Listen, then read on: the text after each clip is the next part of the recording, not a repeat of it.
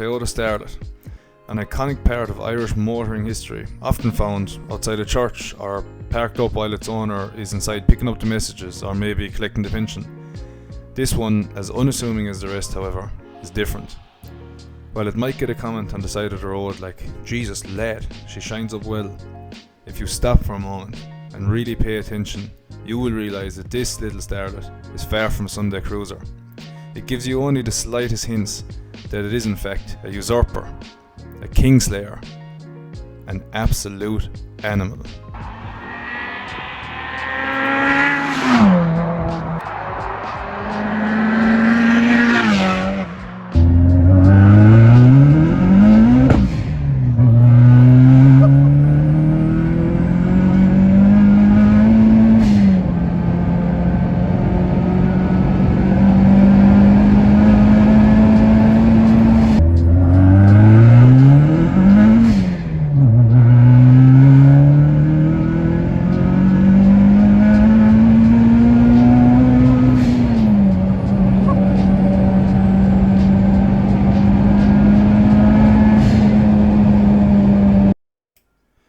When the bonnet is up, it becomes obvious that this Starlet is something more.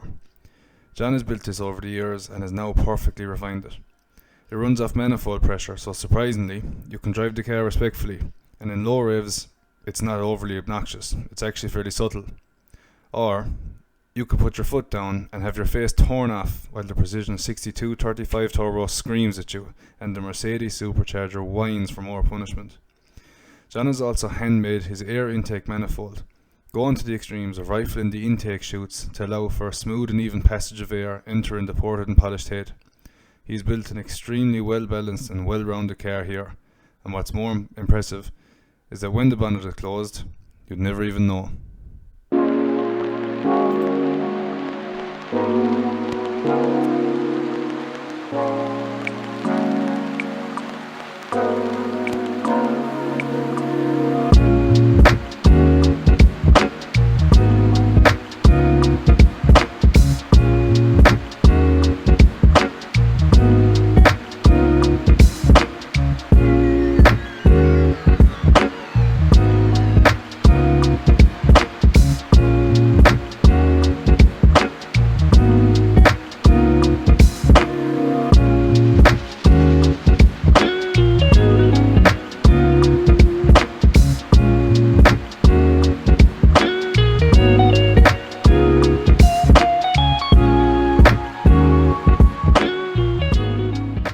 I've been out this all day, and I'm probably still shaking even after being in it, right?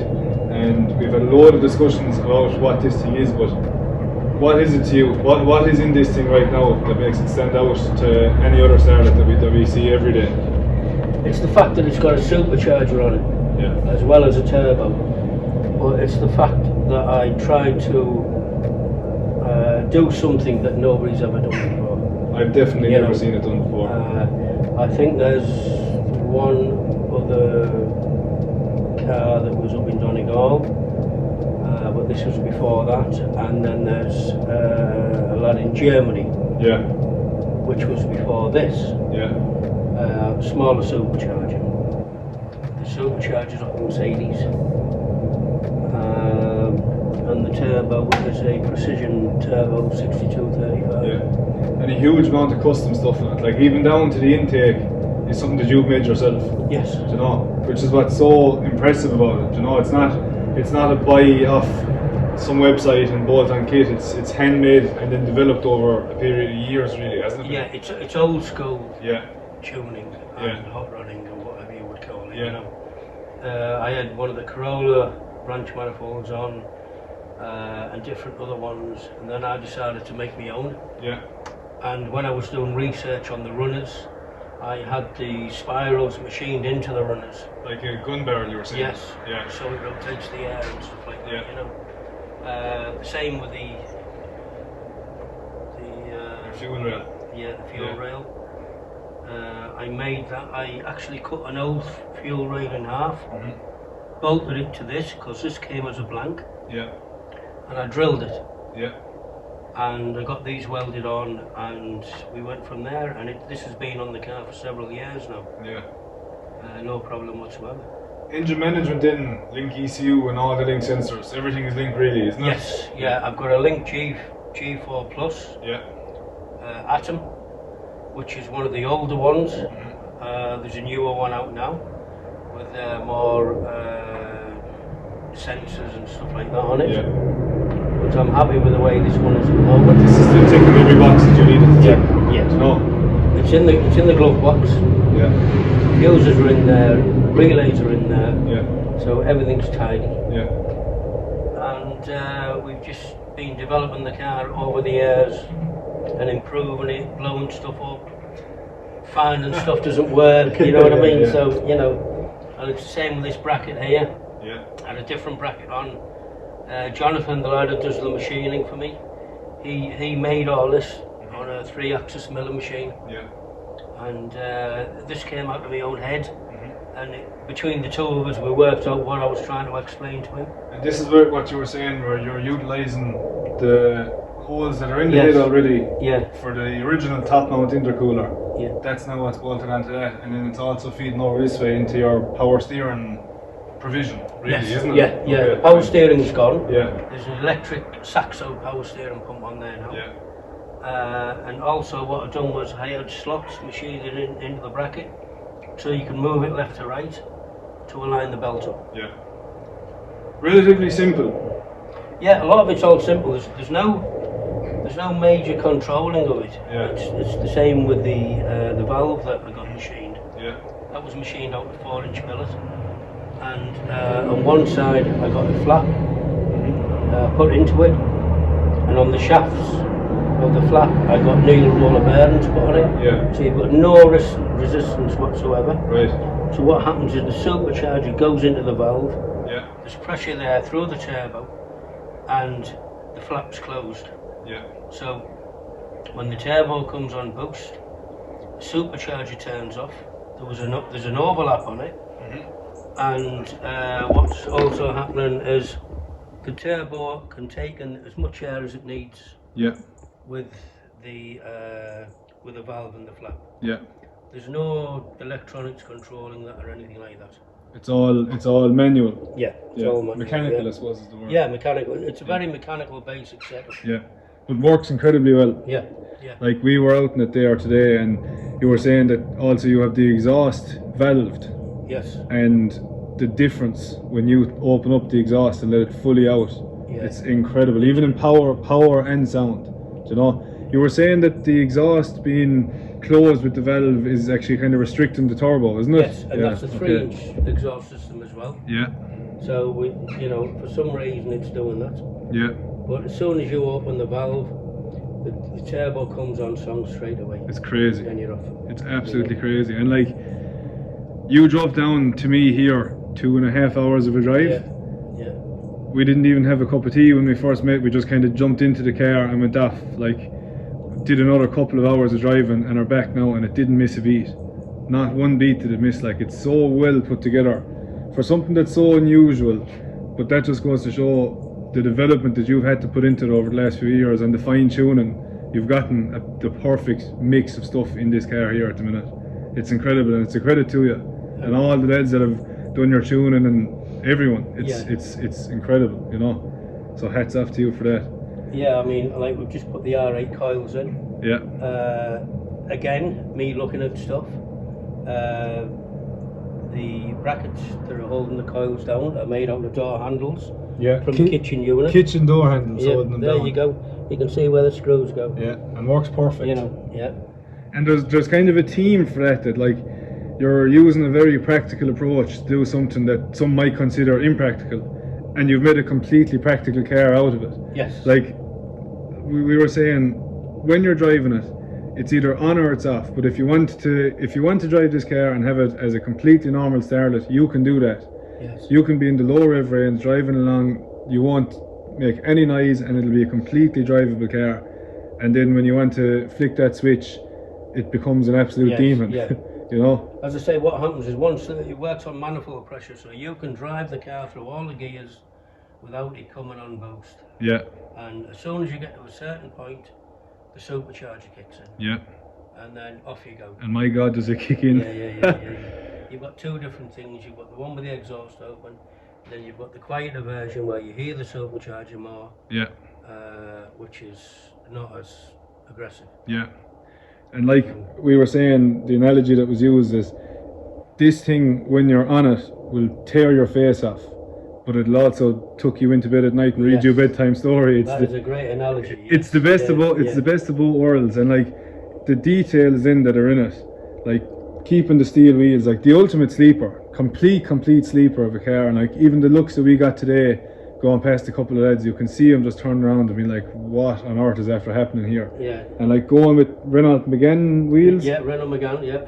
Very similar to the standard wheels off of the Starlet anyway, but just obviously you had to go for a bigger size. And then we'll go over here, and the reason you had to go for the bigger size is because of the brake system that's on it. So like look at the size of the brakes, and they are 4-pot Celica brakes. Yes. GT4. Yeah. GT4 brakes. Yeah. And Avensis discs, you were saying? Yes, yeah. Like, just an So absolute if anybody combination. wants to do them, just contact me or whatever. We're not going to advise them on what to do. I'll have all your information, everything linked down below. Like you've been a huge help to me even already, with small bits that I'm kind of coming into problem with my own car, and yeah, this is something else. And I hope this car gets the attention that it deserves for the amount of time and effort and development that you've put into it. It's something else. It really is something else. If you were going for an intercooler, I would definitely go for a tube and fin one. Tube and fin, yeah. Yeah. No, it's something else. It's definitely a lot better, you know what I mean? And you can do the seal system where you put an expansion tank on. Yeah. You It's don't have to incredible, necessarily go with that one, but Yeah. you can go with one. Yeah. And because it's higher, it gets all the air out of the system as well. And like, I think one of the first things I said to you when we looked into it was, there's so much going on, it can seem overwhelming, but when you break it down, like what we said earlier on, kind of component by component, it's a relatively simple, straightforward system. It's probably just daunting when you open the bonnet and see a supercharger. You instantly go, oh no, out of my realm there, but no, it's incredible. It's really, really cool. It's really cool. The likes of the pulley tensioner and stuff like that, and the transit engine mounts. 4 transit engine mounts. 4 transit engine mounts, the solid rubber. They're not as aggressive as the poly bushes. Yeah. And obviously the dump valve for the turbo. Yeah. And you've got the progressive Eaton bypass valve. Yeah. You get them on minis, and you get them on a lot of these superchargers. Yeah. And it's progressive. It's like a little throttle body. Yes. No, it's an amazing little car. An absolute pleasure to have you down today, to get to see this, to get to be in it. Yeah. We've got a brilliant crack today. I mean, for you to drive it as well, you know what I mean? And unbelievable. I think... unbelievable. I was like a bold child inside there. I have a pain in my face from just smiling the whole time that I was driving it. But then again, you can be smiling as much as you want, and then you can tone it down and be a completely respectable human being again, you know? But even on the motorway, when you're doing 60, 70 mile an hour, you're doing 34 miles per gallon. Yeah. Which is, it's got 1000cc injectors. Yeah. Yeah. It has a twin plate clutch. Tilton twin plate clutch, by the way. And a diesel gearbox. Diesel gearbox. Incredible, yeah. Just goes to show how versatile the 4E engines really are. They're very interchangeable. Yeah. Yeah. And love abuse. Yeah. Yeah. And I suppose it's worth mentioning as well, it's fully built at this stage, isn't it? Yeah, it's fully forged. Yeah. It's 282 cams in it, stronger springs. It's all powdered and polished. Everything has been done to it. Yeah. And also the manifold I had custom made. I had a stainless one, which all cracked. Yeah. So I got a custom made one out of steam pipe. Okay. So it will never crack. Yeah. Well resistant to heat. Yeah. That's what they're designed for, Yeah. Brilliant. So and the diesel pump. Yeah. Catch can. Yeah. Made from there. It's everything I've tried, and I've looked at stuff, and will that work, and won't it work, and why won't it work, and that, I had a Bajero airbox in this area once at one time. Yeah. you know, and that just melted the supercharger because it was just getting the hot air back Yeah. in again, you know what I mean? So, Like this has gone through several different iterations, like Yeah, until yeah. up to this very Yeah. point here. yeah, But you've absolutely nailed it in this one. This one is yeah. it's different. I can't do anything else to it. As I say, there's the anti-roll bar to go on, put a thicker one of them on and one in the back, Yeah, and get it corner weighted, yeah, and get the tracking on. yeah. No, it's a hell of a car, John. I really appreciate you coming down, showing this to me. No problem. I know at we'd all, sent you know. we'd sent a couple of messages over and back, but You know, it's a big deal for me to have someone like yourself to come down, give the day down here to show the car, to put together this video. Like, it means an awful lot to me. And then to go off driving then for the day and something like this, it was an experience. well, I think it's.